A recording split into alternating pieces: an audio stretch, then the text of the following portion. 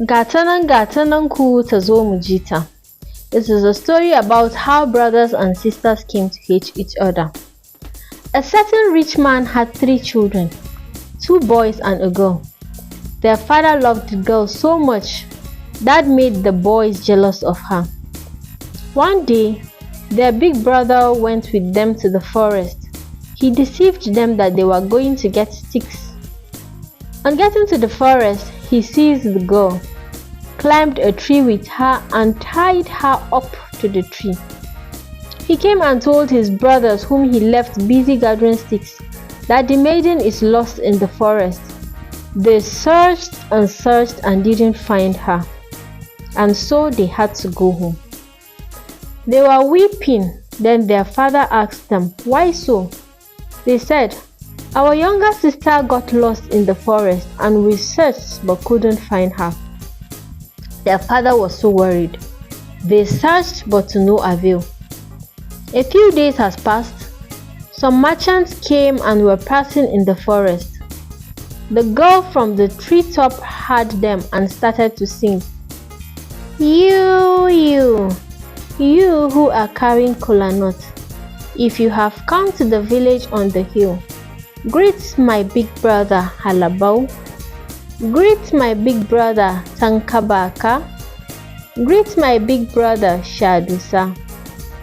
When the traders heard this, they said, the birds were the ones singing. Then again she repeated the song. Then the leader of the caravan said he would go and see what is singing and where it is coming from. So he went and came across the maiden tied to a tree, and he asked, "Are you alive or dead?" She responded, "I am alive." So the man climbed up the tree and untied her. Now long ago the caravan leader had wished for children as he was childless. Then he asked the girl, "Where are you from?" And she said, "Our father begat us. We were 3, 2 boys by one mother, I also alone by my mother.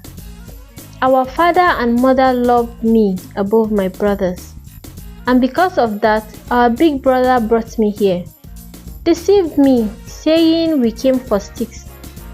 He came with me here, tied me to the tree and left me. Our father is a wealthy man, and because of that, my brother did this to me." Then the leader of the caravan said, "Will you become my daughter?" And she said, "Yes, I will." So she was taken to his house and nursed until she recovered. She remained with him until she reached a marriageable age and grew into a very beautiful maiden, whose like was nowhere. And people from all walks of life came to admire her. Her elder brother too got to hear about her story, and as he was not able to find a wife among his kindred, he heard people say, "There is a certain daughter of a wealthy man who is the most beautiful of all." He wished to marry her. So his father gave him gifts and he came to seek her hand in marriage. And he was lucky his wishes was granted. The maiden was married to him. They came home, and when he would consummate their union, she would not give herself to him.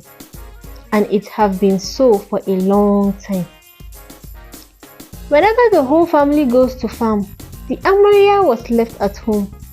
She would lift her golden mortar and the pistol which her father gave her, saying she was going to make fura. She will pour the grains into the mortar, pounding, and she will sing, "Pound, pound mortar. Father has become the father of my husband. Alas for me. Mother has become the mother of my husband. Alas my mortar." And so on till she has finished pounding. She will weep while she sings. Now a certain old woman of the place heard what she was saying. It was always so until one day she told the girl's mother, which is the husband's stepmother.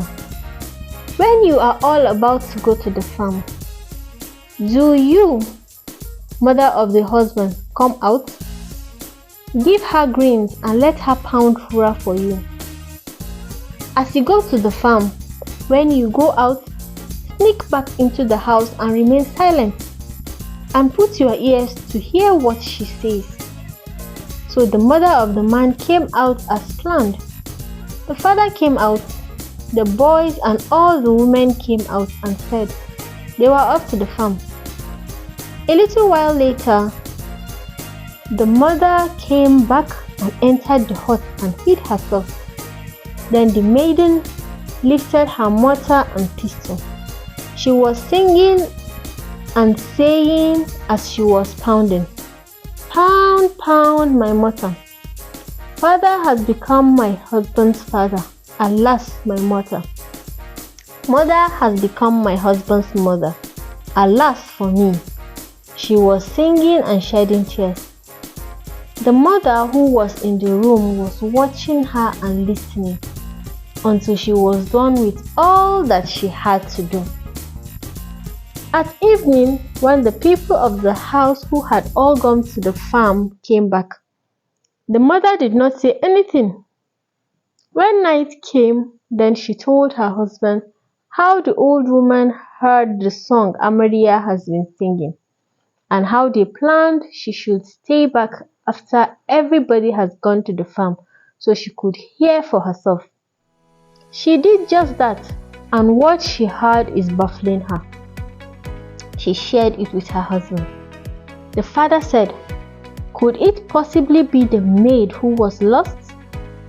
Then they said, "What if it is she? There is a certain mark on her back ever since she was an infant. She was left in the house when fire caught and burnt her. So she was summoned. They begged her and begged her in the name of God, saying, 'This man whom gave you in marriage, is he your father, or were you given to him to be brought up only?' But she refused to answer. They tried all they could to make her talk, but she refused to. So the father said, 'Present your back that I may see.' She turned her back, and they saw the scar where the fire had burned her when she was an infant. Then they said, 'Truly it is so. From the first day you came, why didn't you tell us?' And they knew it was their daughter. Then they made preparations and sent her to her foster father, the one whom had found her. And he was told what had happened. And he said, 'There is no harm done. I beg you, give me the maiden back.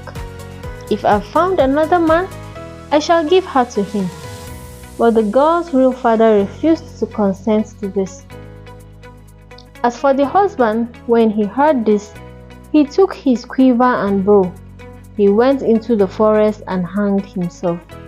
He died. And this was the beginning of hatred among the children of one father by different mothers. Tankurunkus, that is the end of my story. Please, I hope you're enjoying this story, and I'm asking and begging you to subscribe to my channel, to share and like, so that you continue to hear more and more of such stories. Thanks for staying tuned. Thanks for being part of this. Bye.